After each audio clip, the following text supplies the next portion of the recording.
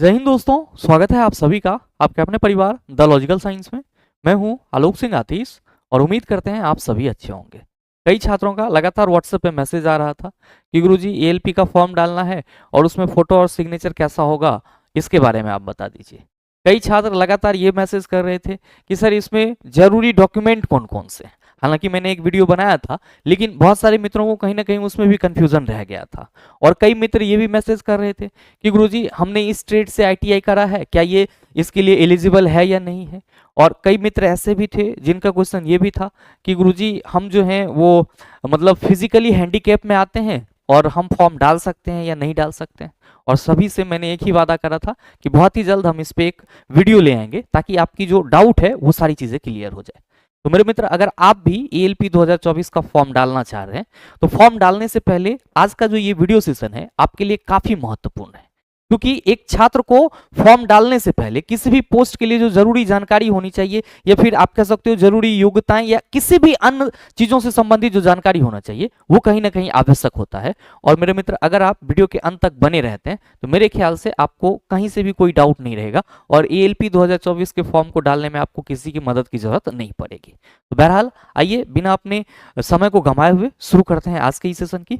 और ध्यान दीजिएगा कि यहाँ पे जो हम लोग डिस्कस कर रहे होंगे वो आपका एएलपी 2024 का जो आपका CEN 1 2024 है, असिस्टेंट लोको पायलट यानी कि सहायक लोको पायलट की जो ऑफिशियल नोटिफिकेशन है सर, उसका हमने सारे पेज बाय पेज को यहाँ पे लगा दिया है सर। और ध्यान दीजिएगा कि चूंकि मैंने एक बार इसको पहले पढ़ा, मतलब इसका प्रिंट आउट निकाल के, और उसके बाद जो जरूरी मुझे लगा कि छात्रों के पास ये जानकारी होनी चाहिए उसको मैंने पॉइंट आउट कर दिया है। और मैं इस वीडियो के माध्यम से भी आपको कम समय में यही समझाने की कोशिश करूंगा कि चला जी ये चीजें जरूरी है, इसका आप ध्यान रखिएगा, बाकी सारी चीजें आपका जो जैसे है वो चल ही रहा है। ध्यान दीजिएगा, पहला चीज कि जो आपका आवेदन प्रारंभ होने की तिथि थी आप सबों को मालूम है 20/1/2024, ठीक है।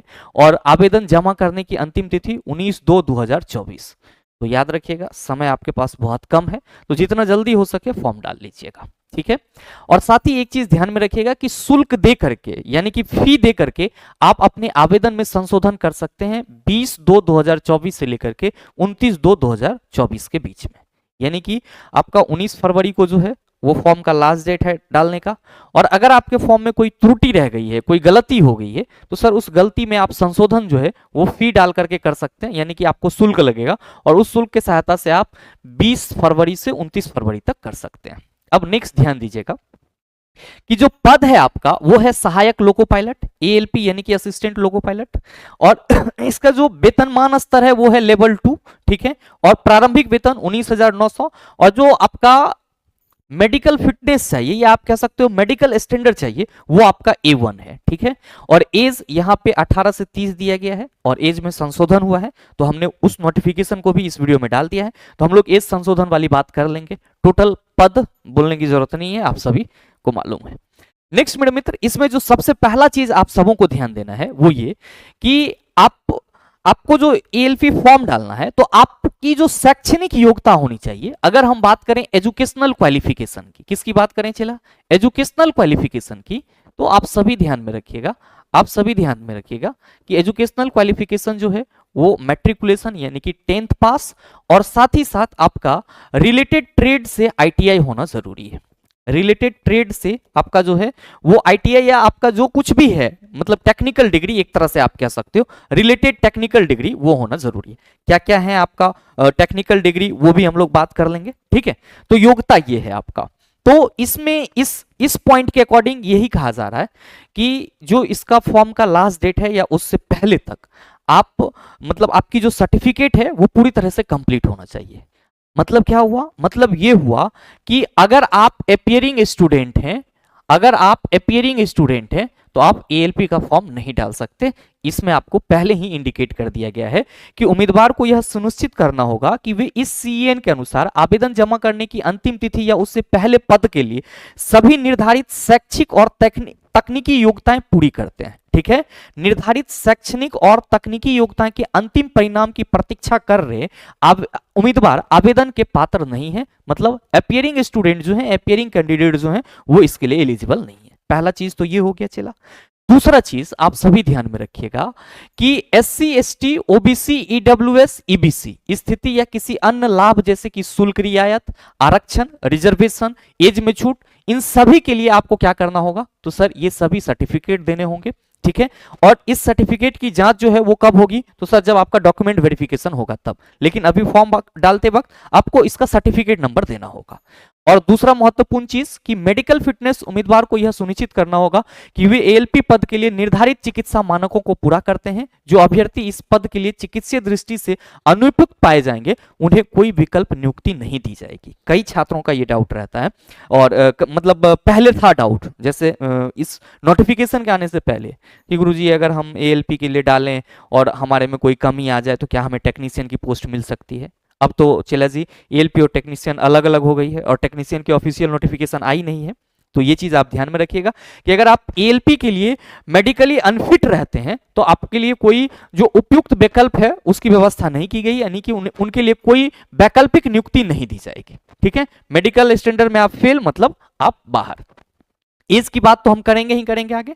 अगला कि ऑनलाइन आवेदन के दौरान आपको एक अकाउंट बनाना है, इसकी भी चर्चा करेंगे कि आवेदन कैसे करना है। और दूसरा यहां पे कहा जा रहा है कि ऑनलाइन आवेदन सभी प्रकार से पूर्व जमा करने के बाद यदि कोई उम्मीदवार खाता बनाए, फॉर्म, ईमेल आईडी और मोबाइल नंबर सहित एवं चयनित आरआरबी में भरे गए विवरण को छोड़कर किसी भी विवरण को संशोधित करना, परिवर्तित या सही करना चाहते हैं, वो प्रत्येक बार 250 के संशोधन शुल्क का भुगतान करके 20 से लेकर के 29 फरवरी तक आप संशोधन कर सकते हैं। याद रखिएगा इसमें कहा जा रहा है कि आपने आवेदन पूरा भर लिया और उसके बाद आपको यदि कोई उम्मीदवार खाता बनाए, ईमेल आईडी और मोबाइल नंबर सहित एवं चयनित आरआरबी में भरे गए विवरण को छोड़कर किसी भी विवरण को संशोधित, परिवर्तित या सही करना चाहता है, यानी कि आरआरबी में जो आपने विवरण भरा है और जो आपने पहले रजिस्टर्ड किया है उसमें जो विवरण भरा है उसमें बिना किसी छेड़छाड़ के आपको और कुछ चीजें परिवर्तन करनी है, तो आपको प्रत्येक बार 250 रुपया दे करके 20 से 29 के बीच में आप क्या कर सकते हैं, संशोधन कर सकते हैं। ध्यान में रखेंगे 29/2/2024 के बाद आरआरबी में आवेदन में दी गई जानकारी में संशोधन के लिए किसी भी प्रतिनिधित्व पर विचार नहीं किया जाएगा, यानी कि आपको मतलब करेक्शन के लिए आगे और समय नहीं मिलेगा। तो ये चीजें आपका कंप्लीट हो गया। अगला चीज आप ध्यान में रखिएगा कि आपको जो यहाँ पे फॉर्म डालते वक्त अपना नेम डालना है, फॉर्म डालते वक्त आपका नेम डालना है, वो आपका किससे मैच करना चाहिए, तो सर जो क्लास 10th का सर्टिफिकेट है उससे मैच करना चाहिए। और वही चीज कहा जा रहा है यहाँ पे कि उम्मीदवार को अपना नाम यानी कि अपना नाम और साथ में आपका फादर्स नेम, ध्यान दीजिएगा ये सभी चीजें जरूरी है। बहुत सारे मित्रों का नेम में गलती होता है, बहुत सारे मित्रों के फादर्स नेम में गलती होता है, तो ये चीजें आपको क्रिटिकल कर सकती है। तो और इसके सत्यापन की भी बात की गई है, उसकी भी चर्चा करेंगे। तो कहा जा रहा है कि उम्मीदवार को अपना नाम, पिता का नाम और जन्म तिथि यानी कि जो डेट ऑफ बर्थ है और साथ में आपका मतलब जन्म तिथि जैसे मैट्रिक, SLC, हाई स्कूल परीक्षा प्रमाण पत्र या समकक्ष प्रमाण पत्र में दर्ज है वैसा ही प्रविष्ट करना चाहिए, यानी कि नेम, फादर नेम और DOB जैसा आपका 10th में है सर उसी के अकॉर्डिंग आप यहां पे भी डालेंगे। अब याद रखिएगा बहुत सारे मित्रों के नेम में गड़बड़ी होता है, परेशान रहते हैं, तो कहा जा रहा है कि नाम में किसी भी बदलाव के मामले में उम्मीदवार को केवल अपना बदला हुआ नाम ही बताना चाहिए।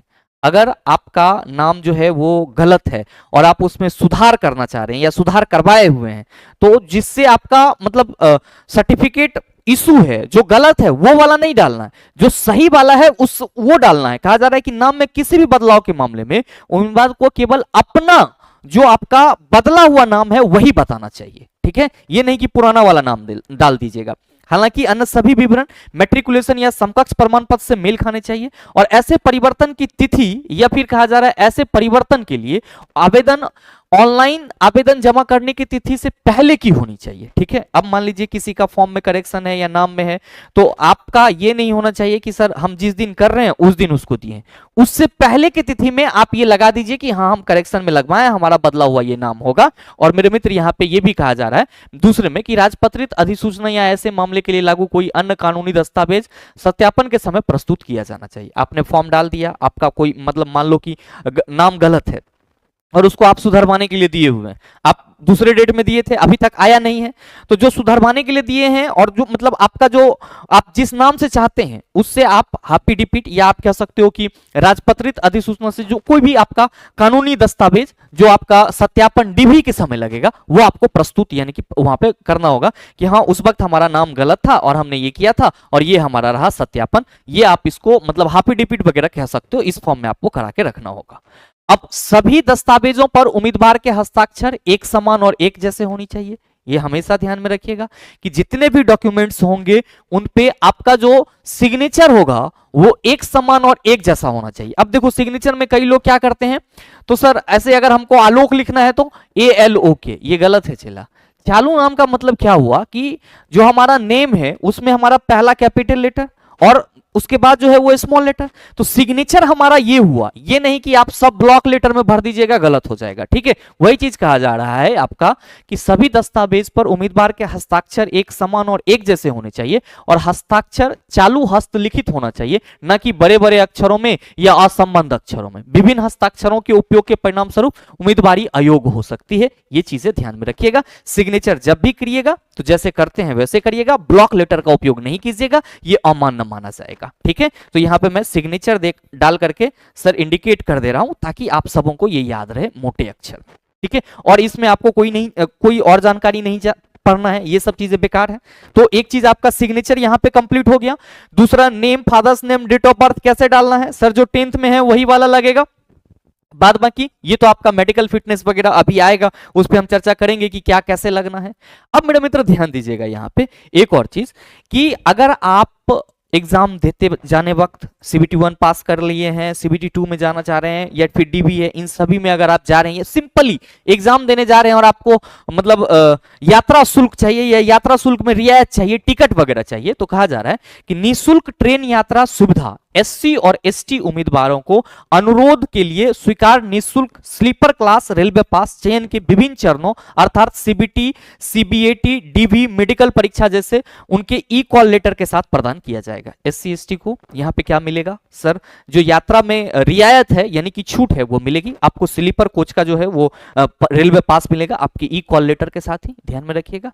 ये आपको तभी मिलेगा जब आप SC ST का मतलब सर्टिफिकेट या फिर आप कह सकते हो होने का दावा करेंगे। ऐसा नहीं है कि आपने कैटेगरी लिख दिया और भारत सरकार आपको लगा करके भेज देगी, ऐसा नहीं है। इसके लिए आपको क्या करना होगा सर, पुख्ता सबूत देना होगा और दावा करना होगा जो फॉर्म में करते हैं, तो ये चीजें ध्यान में रखिएगा। नेक्स्ट ध्यान दीजिएगा कि मेडिकल फिटनेस जो बहुत ही जरूरी है, कई छात्र परेशान थे इसको लेकर के, कई छात्रों का कॉल भी आया।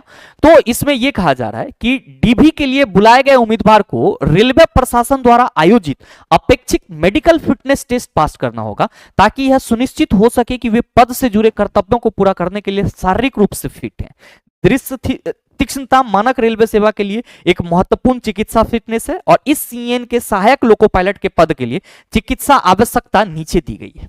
पहला चीज तो ALP खुद भी कह रहा है कि जो इसका मेडिकल स्टैंडर्ड है वो कड़ा है, तो जो भी छात्र मेडिकली फिट है वही छात्र अप्लाई करें। ऐसा नहीं कि आपको कुछ दिक्कत है और आपको ये चीज मालूम नहीं था, आपने फॉर्म डाल दिया, सारा चीज कर दिया और बाद में पता चला अंतिम चरण में गुरुजी हम तो मेडिकली अनफिट हो गए।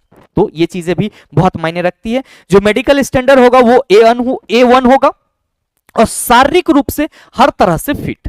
ध्यान में रखिएगा कि यहाँ पे फिजिकली हैंडीकैप्ड की चर्चा नहीं की गई है, ठीक है। और यही चीज मैं आपको मतलब इंडिकेट करना चाहूंगा, क्योंकि एक छात्र ने कल फोन किया था कि गुरुजी जब हम फिजिकली हैंडीकैप डालते हैं तो वो फॉर्म लेता ही नहीं है। इसलिए नहीं ले रहा है क्योंकि यहाँ पे कहा जा रहा है कि जो सामान्य फिटनेस होना चाहिए वो शारीरिक रूप से हर तरह से फिट होना चाहिए।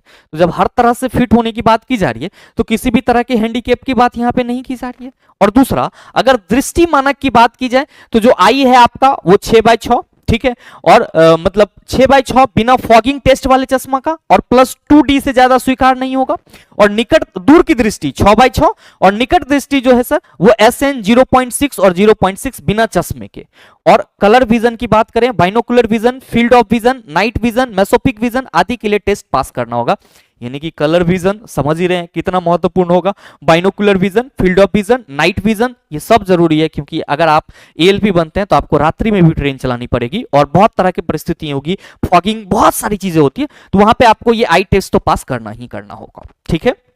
अब ध्यान में रखिएगा कि यहां पे एक चीज और इंडिकेट किया गया है कि जिन उम्मीदवारों ने अपवर्तक त्रुटि को ठीक करने के लिए, यानी कि मतलब किसी भी तरह का आई त्रुटि है और उसके लिए आपने लेसिक सर्जरी या कोई अन्य सर्जिकल प्रक्रिया से गुजरे हैं आप, तो उम्मीदवार को डीबी के दौरान अनुलंघक 6A में घोषणा प्रस्तुत करनी होगी। ठीक है, और मतलब सॉरी, यहां पे ये कहा जा रहा है कि जिन उम्मीदवारों ने अपवर्तक त्रुटि को ठीक करने के लिए लेसिक सर्जरी या कोई अन्य सर्जिकल प्रक्रिया करवाई है, वे एएलपी पद के लिए पात्र नहीं है और उम्मीदवार को डीबी के दौरान अनुलंघक 6A में घोषणा प्रस्तुत करनी होगी। ठीक है, तो अगर आप सर्जरी वगैरह कराए हैं तो आप सर एएलपी पद के लिए पात्र नहीं माने जाएंगे, यानी कि एलिजिबल नहीं होंगे। ये चीज ध्यान में रखिएगा।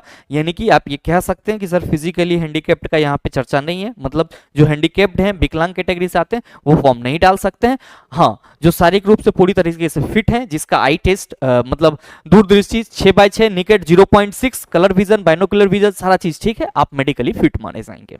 नेक्स्ट मेरे मित्र, यहाँ पे राष्ट्रीय अगर नागरिकता की बात की जाए तो भारत का नागरिक, नेपाल का नागरिक, भूटान का व्यक्ति, एक तिब्बत शरणार्थी जो भारत में अस्थायी रूप से बसने के इरादा से आया हो और वो भी 1/1/1962 से पहले भारत आया हो, तो ये सारी चीजें आपका रेसिडेंशियल है। खैर इसमें तो कोई बहुत ज्यादा आपको इशू नहीं होगी क्योंकि सारे छात्र जो है वो इंडियन ही होंगे। और आयु तो चला जी, ये पहला नोटिफिकेशन था, तो यहाँ पे आयु सीमा को बदल दिया गया है। आयु सीमा को जो बदला गया है उसमें आपका कंप्लीट यहाँ पे दे दिया गया है। छूट जो है वो जो नोटिफिकेशन में दिया गया है उसी के अनुसार मिलेगा, लेकिन बाकी जो एज में आपको 3 साल की रिलैक्सेशन दी गई है, यहाँ पे 3 years over and above the prescribed upper age limit mention in the notification of recruitment to the post of assistant loco pilot under CN Act 2024, यानी कि 3 साल की जो छूट दी गई है, तो अब जो आपका एज है वो आपका 18 से 33 हो गया है। ये चीजें आप सभी ध्यान में रखिएगा। और अगर हम upper limit of date of birth की बात करें तो अनरिजर्व और ईडब्ल्यूएस के लिए 2/7/1991, ओबीसी के लिए 2/7/1988 और SC/ST के लिए सर 2/7/1986, यानी कि अपर। और लोअर की बात करें तो 1/7/2006। तो एज की क्राइटेरिया आपका यही रहने वाला है, बाद बाकी आपके छूट के हिसाब से छूट मिलेगी। SC/ST उम्मीदवार को आयु में सर जो आपको छूट मिल रही थी, जो प्रक्रिया थी, वो सारी आपका वैसा ही रहेगा, 5 साल की। ओबीसी जो नॉन क्रीमी लेयर में है 3 साल, एक्स सर्विसमैन जो है वो 3 वर्ष आयु की अवधि घटाने के बाद। ठीक है, अनरिजर्व और ईडब्ल्यूएस में, एनसीएल में जो होंगे 6 वर्ष और एक्स सर्विसमैन SC/ST में तो 8 वर्ष, ये मिलेगा अलग अलग चीजों पे सर। ठीक है, अब नेक्स्ट जो आपको यहाँ पे आवश्यक योग्यता की बात की गई है तो 10th पास और संबंधित ट्रेड में आपका ITI। ठीक है, ऑनलाइन आवेदन जमा करने की अंतिम तिथि तक उम्मीदवार के पास पहले से ही किसी मान्यता प्राप्त संस्था या विश्वविद्यालय से निर्धारित टेक्निकल डिग्री होनी चाहिए, यानी कि अपियरिंग कैंडिडेट यहाँ पे एलिजिबल नहीं होंगे। और निर्धारित शैक्षिक तकनीक योग्यता की अपनी अंतिम परीक्षा के परिणाम की प्रतीक्षा कर रहे लोगों के लिए आवेदन नहीं करना चाहिए। अपियरिंग वाले स्टूडेंट यहाँ पे सर अप्लाई नहीं कर सकते हैं। ठीक है, अब ध्यान दीजिएगा कि जो हम लोग परेशान थे कि गुरुजी जो ईडब्ल्यूएस की बात आप लोगों ने करा, ईडब्ल्यूएस सर्टिफिकेट या फिर ओबीसी सर्टिफिकेट जिसको हम लोग एनसीएल के अंतर्गत कहते हैं, और फिर आपका SC/ST जो कास्ट सर्टिफिकेट है, ये सारी चीजें, तो उसके लिए भी आपका यहाँ पे पूरे बजाबते से कहा गया है।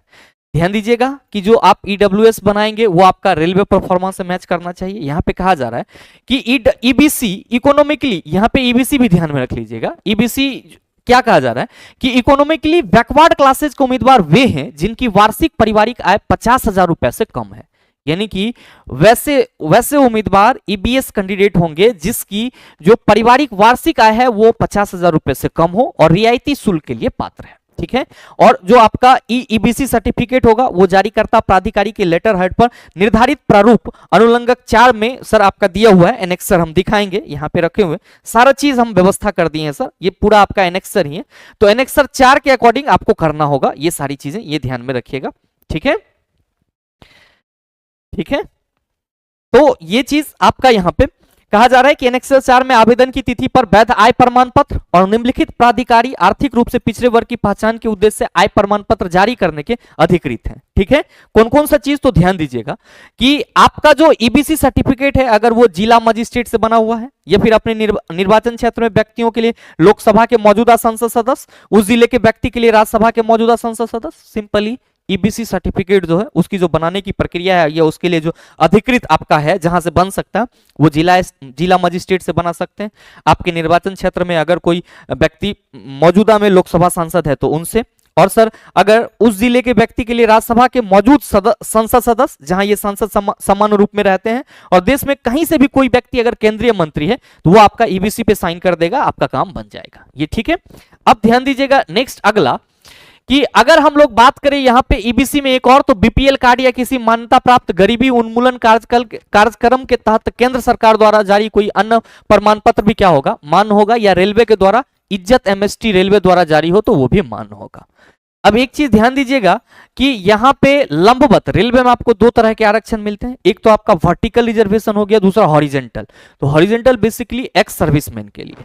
अब यहां पे लंबवत आरक्षण में क्या है, जो ओबीसी एनसीएल है, ओबीसी एनसीएल उम्मीदवारों के लिए जाति प्रमाण पत्र में विशेष रूप से उल्लेख होना चाहिए। मतलब आपका जो ओबीसी सर्टिफिकेट होगा उसमें यह विशेष रूप से होना चाहिए कि यह भी प्रमाणित किया जाता है कि वह भारत सरकार कार्मिक एवं प्रशिक्षण विभाग कार्यालय ज्ञापन संख्या 360 12 22 93 स्थान की अनुसूची के कॉलम 3 में उल्लिखित व्यक्तियों वर्गों से संबंधित नहीं है। ठीक है, ये चीजें आपको ध्यान में रखना होगा जो आपका ओबीसी एनसीएल होगा।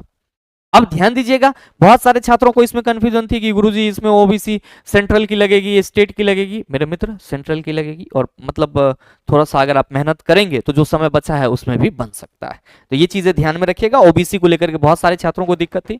और अगला यहाँ पे ये भी कहा जा रहा है कि ओबीसी के लिए आरक्षण के आधार पर नियुक्त चाहने वाले व्यक्ति को आवेदन जमा करने की अंतिम तिथि पर यह सुनिश्चित करना होगा कि उसके पास जाति समुदाय प्रमाण पत्र है, यानी कि जो आपका कास्ट सर्टिफिकेट है वो है, और वह क्रीमी लेयर में नहीं आता है। डीवी के दौरान ऐसे उम्मीदवार को अपना मूल ओबीसी एनसीएल प्रमाण पत्र निर्धारित प्रारूप में प्रस्तुत करना चाहिए, जो आवेदन जमा करने की अंतिम तिथि तक वैध हो, और एक स्व घोषणा पत्र एनेक्सर 2A यहां पे मैं दिखाऊंगा, वो भी आपको यहां पे देना होगा। ठीक है, तो ये चीजें आपका डीवी डॉक्यूमेंट वेरिफिकेशन के दौरान होगा। ईडब्ल्यूएस सर्टिफिकेट आपका बना होना चाहिए, और रेलवे के अकॉर्डिंग ईडब्ल्यूएस किसको माना जा रहा है, तो 5 एकड़ और उससे अधिक की कृषि भूमि कहा जा रहा है कि उन्हें परिवार की आय की परवाह किए बिना ईडब्ल्यूएस के रूप में मान्यता देने से बाहर रखा जाएगा।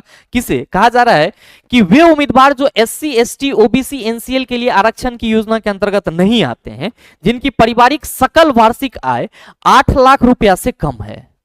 ठीक है, मतलब वैसे जनरल कैंडिडेट आप कह सकते हो जो एससी एसटी ओबीसी एनसीएल के अंतर्गत नहीं आते हैं और जिसकी पारिवारिक जो सकल आय है वो 8 लाख रुपए से कम है, उन्हें ईडब्ल्यूएस के रूप में पहचाना जाएगा। ईडब्ल्यूएस के रूप में पहचाने जाने वाले का ही ईडब्ल्यूएस आरक्षण का लाभ मिलेगा। आय में आवेदन के वर्ष से पहले के वित्तीय वर्ष के लिए सभी स्रोत यानी कि वेतन, कृषि, व्यवसाय, पैसे आदि से आय भी शामिल होंगे। एक चीज ध्यान दीजिएगा, कहा जा रहा है कि आय में आवेदन के वर्ष से पहले के वित्तीय वर्ष में, यानी कि जब आप आवेदन कर रहे होंगे तो जिस वर्ष आप आवेदन कर रहे हैं उसका नहीं, पहले के वर्ष का जो आपका आय है, इनकम बना हुआ है, उसमें आपका जो टोटल इनकम है वो कितना होना चाहिए सर, 8 लाख रुपया से कम होना चाहिए। ठीक है, अब आगे कहा जा रहा है कि इसके अलावा जिन उम्मीदवारों के परिवार के पास निम्नलिखित में से कोई भी संपत्ति है या उनके पास है, उन्हें परिवार की आय की परवाह किए बिना ईडब्ल्यूएस के रूप में मान्यता देने से बाहर रखा जाएगा। 5 एकड़ और उससे अधिक कृषि भूमि अगर आपके पास है, 1000 स्क्वायर फीट और उससे अधिक का आवासीय फ्लैट है, अधिसूचित नगर पालिका में 100 स्क्वायर फीट या उससे अधिक का आवासीय भूखंड है, अधिसूचित नगर पालिकाओं के अलावा अन्य क्षेत्र में 200 स्क्वायर फीट और उससे अधिक का आवासीय भूखंड है, तो आपको ईडब्ल्यूएस कैटेगरी से बाहर रखा जाएगा। क्योंकि वही कहा जा रहा है कि इसके अलावा जिन उम्मीदवारों के परिवार के पास निम्नलिखित में से कोई भी संपत्ति है, 5 एकड़ जमीन, 1000 स्क्वायर फीट या उससे अधिक आवासीय फ्लैट, अधिसूचित नगर पालिका में 1000 स्क्वायर यार्ड्स और उससे अधिक का आवासीय भूखंड, आपको ईडब्ल्यूएस कैटेगरी से बाहर रखा जाएगा। कहां से बनेगा, आपका जिला मजिस्ट्रेट या फिर आप कलेक्टर उपायुक्त या फिर मतलब जो उप विभागीय है, मतलब आसपास का जो तहसील ब्लॉक है उससे आप बना सकते हैं। मुख्य प्रेसिडेंसी मजिस्ट्रेट अतिरिक्त राजस्व अधिकारी तहसीलदार पद के जो नीचे हैं, या आपका जो क्षेत्र का सब डिविजनल ऑफिसर है उसका भी अगर साइन किया हुआ है तो ईडब्ल्यूएस चलेगा। बहरहाल ईडब्ल्यूएस सभी मित्र समझ रहे हैं और मेरे ख्याल से बना लिए होंगे, मैंने आपको पहले ही बता दिया था। अब ये क्षैतिज आरक्षण है, चला तो क्षैतिज आरक्षण में आपका ये एक्स सर्विसमैन के लिए है, इसकी कोई जरूरत नहीं है, आप सभी समझ रहे होंगे। अब भर्ती प्रक्रिया कैसे होगा, तो ध्यान दीजिएगा कि एक उम्मीदवार केवल एक आरआरबी के लिए आवेदन कर सकता है। अब आगे ध्यान में रखेंगे CBT 1 होगा, CBT 2 और आपका साइको और क्या होगा सर, तो डॉक्यूमेंट वेरिफिकेशन और फिर आपका जो एमई है यानी कि मेडिकल एग्जामिनेशन चिकित्सीय परीक्षण होगा। तो ये सभी चीजें आप समझ ही रहे हैं, हम बात कर रहे हैं इसकी डिटेल की। बाद बाकी जो इसकी भर्ती प्रक्रिया है ये चीज मैंने आपको कई बार बताया, तो आप सभी समझ ही रहे होंगे सीबीटी 1 में क्या होंगे, सीबीटी 2 में क्या होंगे। हाँ, एक चीज ध्यान में रखिएगा, सीबीटी 2 में थोड़े से परिवर्तन किए गए हैं। क्या परिवर्तन है तो देख लीजिएगा कि इस सीबीटी 2 में जो आपका क्वेश्चन पूछा जाएगा उसमें पार्ट ए में जीके जीएस आना था, तो वो सर 10 क्वेश्चन हटा दिया गया है। ठीक है, अब आपको जीके जीएस नहीं देखने को मिलेगा। ठीक है, यहां पे ध्यान दीजिएगा, कहा जा रहा है कि सीबीटी 2 में 2 भाग शामिल होंगे, भाग ए और भाग बी, जैसा कि नीचे बताया गया। कुल अवधि 2 घंटे और 30 मिनट और कुल प्रश्न आपका 175 होगा। भाग ए जो है वो 90 मिनट और 100 प्रश्न होंगे, यहां पे ध्यान दीजिएगा। और भाग बी जो है वो 60 मिनट और 75 क्वेश्चन का होगा, और प्रत्येक गलत आंसर के लिए आपका 1/3 सर क्या होगा सर, कटेगा, नेगेटिव मार्किंग होगा। ठीक है, तो ये चीजें हम लोग जब सिलेबस वगैरह चर्चा करेंगे तो वहां पे कर लेंगे। अभी जो जरूरी चीजें थी फॉर्म भरने के लिए, वो उसमें से एक था कि सर जो भाग बी के लिए हमारा मतलब ट्रेड होगा वो क्या होगा। तो मेरे मित्र यहाँ पे इलेक्ट्रिकल इंजीनियरिंग और इलेक्ट्रिकल इंजीनियरिंग की विभिन्न धाराओं का संयोजन में अगर बात करें तो electrician, instrument mechanic, wireman, armature और कॉइल, वाइंडर, रेफ्रिजरेशन और एयर कंडीशन मैकेनिक, इन सभी से अगर आप आईटीआई हैं तो आपके लिए ये सभी ट्रेड मौजूद है, आप भर सकते हैं इसमें। इलेक्ट्रॉनिक इंजीनियरिंग और इलेक्ट्रॉनिक इंजीनियरिंग की विभिन्न धाराओं का संयोजन में इलेक्ट्रॉनिक्स, मैकेनिक, रेडियो ऑपरेटर ये सब आ जाएगा। और मैकेनिकल इंजीनियरिंग और मैकेनिकल इंजीनियरिंग की विभिन्न धाराओं के संयोजन में fitter, machinist, tractor, mechanic diesel, Turner, machinist, refrigeration ये सब चीजें। और ऑटोमोबाइल या ऑटोमोबाइल के अलग अलग ब्रांचेज जो होंगे वो mechanic, tractor mechanic, mechanic diesel, heat engine, refrigeration, air condition mechanic. अगर ये सभी ट्रेड आपके पास है तो मेरे ख्याल से आप सभी, मेरे ख्याल से क्या कि बोर्ड आपको अनुमति दे रही है, आप एलिजिबल है। अगला, आवेदन कैसे करें, बहुत ही जरूरी चीज, तो ध्यान दीजिएगा कि सबसे पहला चीज तो यहां पे भी इंडिकेट किया गया है कि गलतियों से बचने के लिए उम्मीदवार को एक बार पूरा पढ़ लेना चाहिए, पूरा नोटिफिकेशन। क्या कहा जा रहा है कि उम्मीदवार को सबसे पहले एक अकाउंट बनाना होगा जिसको हम लोग रजिस्ट्रेशन कहते हैं सर। वैलिड मोबाइल नंबर और ईमेल आईडी डालिएगा, ऐसा मोबाइल नंबर और ईमेल आईडी डालिएगा जो आपके पास लगातार बना रहे। ठीक है, ऐसा नहीं कि आज बंद हो गया फिर पता चला कोई नोटिफिकेशन ही हमें नहीं मिला। आगे आपको केवल एक ही आरआरबी चुनना है। ठीक है, अब आरआरबी कौन सा चुनेंगे इस पे हमारी एक कंप्लीट वीडियो आ जाएगी, बहुत सारे मित्र परेशान थे तो इसके लिए आप परेशान मत होइएगा। ठीक है, अब यहां पे ध्यान दीजिएगा कि आवेदन भरने से पहले अनिवार्य स्कैन किए गए जो दस्तावेज होना चाहिए, यानी कि अगर हम इंपॉर्टेंट डॉक्यूमेंट की बात करेंगे आवेदन भरने से पहले आपके पास क्या क्या होना चाहिए, तो ध्यान दीजिएगा कि उम्मीदवार की हाल की स्पष्ट रंगीन पासपोर्ट आकार की तस्वीर सफेद पृष्ठभूमि के खिलाफ, यानी कि मेरे मित्र आपका जो फोटो होना चाहिए, याद रखिएगा फोटो होना चाहिए, फोटो होना चाहिए सर वो व्हाइट बैकग्राउंड पे होना चाहिए। फोटो जो है वो व्हाइट बैकग्राउंड पे होना चाहिए, चश्मा वगैरह नहीं लगाइएगा, टोपी वगैरह नहीं लगाइएगा। ठीक है, बिना काला चश्मा, और सॉरी चश्मा अगर आपका है तो ठीक है लेकिन काला चश्मा नहीं होना चाहिए, तो बिना काला चश्मा या फिर टोपी पहने। ठीक है, तो अगर आप टोपी पहने हैं तो ये आप नहीं डाल सकते। उम्मीदवार की हाल की रंगीन स्पष्ट पासपोर्ट आकार की तस्वीर सादे सफेद पृष्ठभूमि के खिलाफ जेपीईजी में बिना काला चश्मा और या टोपी पहने। ठीक है, ये चीजें ध्यान में रखिएगा। भर्ती प्रक्रिया के दौरान भविष्य में उपयोग के लिए उम्मीदवारों के पास एक ही तस्वीर के कम से कम 12 प्रतियां होनी चाहिए। मान लीजिए आपने अभी फोटो डाला और आपकी सिलेक्शन हो गई और भर्ती प्रक्रिया के अलग अलग चरण से आपको गुजरना है, तो ये जो करंट फोटो है ये आपके पास 12 पीस होना चाहिए। ये चीज जी याद रखिएगा, तो जो फोटो खिंचवाइएगा सर उसका 12 आप सुरक्षित रख लीजिएगा, 12 प्रति। चलती लिखावट में उम्मीदवार के हस्ताक्षर की स्कैन की जेपीजी, यानी कि जो आपका सिग्नेचर है, मैंने आपको बता ही दिया कि कैसे करना है, वो सिग्नेचर होना चाहिए। और पीडीएफ प्रारूप में एससी एसटी प्रमाण पत्र केवल ट्रेन यात्रा के लिए मुफ्त पास का अनुरोध करने वाले उम्मीदवारों के लिए। ठीक है, तो पीडीएफ प्रारूप में जो है एससी एसटी का जो प्रमाण पत्र है वो होना चाहिए। ये सिर्फ और सिर्फ आपको क्या करेगा, तो सर जो ट्रैवल आपको छूट मिलेगी उसमें, बाद बाकी जो है उसमें आपको सर्टिफिकेट नंबर लगेंगे और वो चीजें आपको डालनी होगी, जैसे मैट्रिकुलेशन का मार्कशीट हो गया तो उसमें आपका जो नंबर है और साथ ही साथ जो आपका सर्टिफिकेट नंबर है और पासिंग ईयर जो है वो आपका लगेगा। आप जो है वो इन सभी आरआरबी के लिए आवेदन कर सकते हैं, अहमदाबाद, भुवनेश्वर, गुवाहाटी, मुंबई, रांची, गोरखपुर, अजमेर, इन सभी के लिए।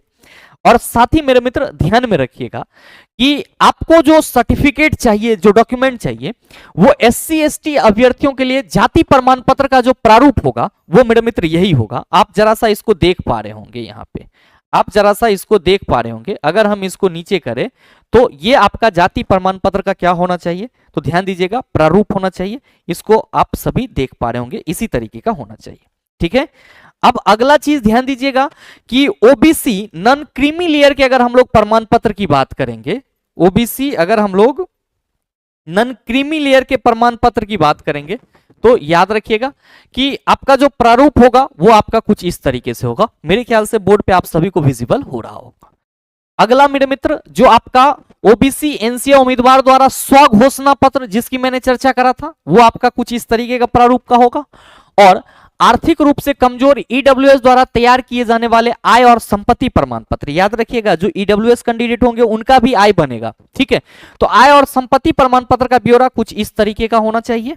और मेरे मित्र जो आपका इसमें कहा जा रहा है कि केंद्रीय रोजगार युक्त के तहत दस्तावेज सत्यापन के समय, अच्छा ये तो आपका डॉक्यूमेंट वेरिफिकेशन के समय का लगेगा, तो डॉक्यूमेंट वेरिफिकेशन में आपका EBC के लिए जो प्रमाण पत्र होगा वो ये लगेगा।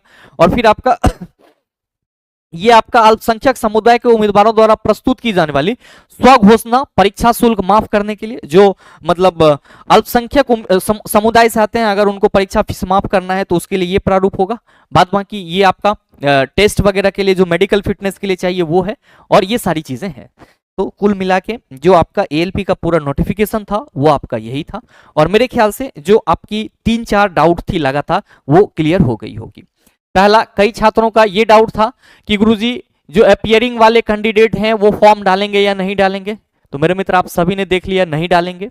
ठीक है, और दूसरा जो डाउट था कि सर जो हमारा OBC है वो कहाँ का होना चाहिए, तो सेंट्रल का होना चाहिए। कोई दिक्कत नहीं है सर, ये भी बहुत जल्द हो जाता है। मैंने बात करा था किसी साइबर कैफे वाले से, बोला भैया जल्दी हो जाता है, कोई दिक्कत नहीं है, थोड़ा बहुत इधर उधर करना पड़ता है। तो ये एक समस्या थी। अब जो आपको सर्टिफिकेट चाहिए EWS वगैरह की, उसका क्या फॉर्मेट है, ये सभी चीजें आप लोगों ने देख लिया। कई छात्रों का ये भी मैसेज था। अब आपको जो जरूरी डॉक्यूमेंट आपको मैच करवाना है, वो डॉक्यूमेंट जो है उसका बेस क्या होना है, तो सर 10th बेस होना है। ठीक है, याद रखिएगा नेम, फादर्स नेम, यानी कि आप सन ऑफ, और DOB जो डालेंगे वो क्लास 10th के अकॉर्डिंग होगा। टेक्निकल में जो ट्रेड आपको मैंने बताया वो आप अगर आपके पास है तो आप एलिजिबल है। मेडिकली आप पूरी तरीके से फिट होना चाहिए, ये चीजें क्लियर है। सिग्नेचर आप समझ गए होंगे कि क्या करना है हमें सिग्नेचर में। और साथ ही साथ जो आपका फोटो है वो क्या होना चाहिए, तो आप सभी कहेंगे सर व्हाइट बैकग्राउंड पे होना चाहिए। और फोटो की जो है चेलाजी आपको 12 प्रति अपने पास रखनी होगी, ये चीजें भी ध्यान में रखिएगा। ठीक है, और जो फोटो होना चाहिए उसमें काला चश्मा या टोपी पहने हुए नहीं होना चाहिए, ये चीजें भी आप ध्यान दीजिएगा। और बाद बाकी तो जो जरूरी डॉक्यूमेंट है उस पे आपका सिग्नेचर होना चाहिए, ये सब आपको कैफे वाला बता ही देगा। और जो भी जानकारी थी छोटी मोटी वो आपको पता चल ही गई होगी।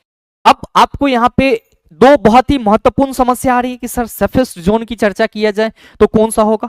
तो मेरे मित्र इस वीडियो या पिछले के वीडियो से आप ये समझ ही गए होंगे कि अगर आप जिस कैटेगरी से हैं तो आपको कौन कौन से डॉक्यूमेंट की जरूरत है। अब सवाल ये है कि सर सेफेस्ट जोन की चर्चा कौन कौन से, सेफेस्ट जोन कौन कौन से हैं, मतलब किसको हम सुरक्षित जोन के रूप में देख सकते हैं। तो मेरे मित्र इस पे हम एक अलग सेपरेट वीडियो की चर्चा करेंगे और वो वीडियो भी आपको कल मिल जाएगी। और मेरे ख्याल से जो ALP का नोटिफिकेशन था उसमें एक छात्र होने के नाते आपको जो जरूरी जानकारी चाहिए इस वीडियो के माध्यम से आपके पास पहुंच गई होगी। और अगर आपको सभी जानकारी अच्छी लगी है तो वीडियो को लाइक कीजिएगा और साथ ही साथ अपने दोस्तों के साथ शेयर जरूर कर दीजिएगा ताकि किसी को कोई कंफ्यूजन ना रहे। और साथ ही चैनल पर नए हैं तो सब्सक्राइब करके बेल आइकन दबा लीजिएगा ताकि इस तरह के एग्जाम रेलेवेंट वीडियो आपको सबसे पहले मिले और आप उसको सबसे पहले देख पाओ। मिलते हैं फिर अगले वीडियो सेशन में, तब तक के लिए best of luck, thank you, have a nice day.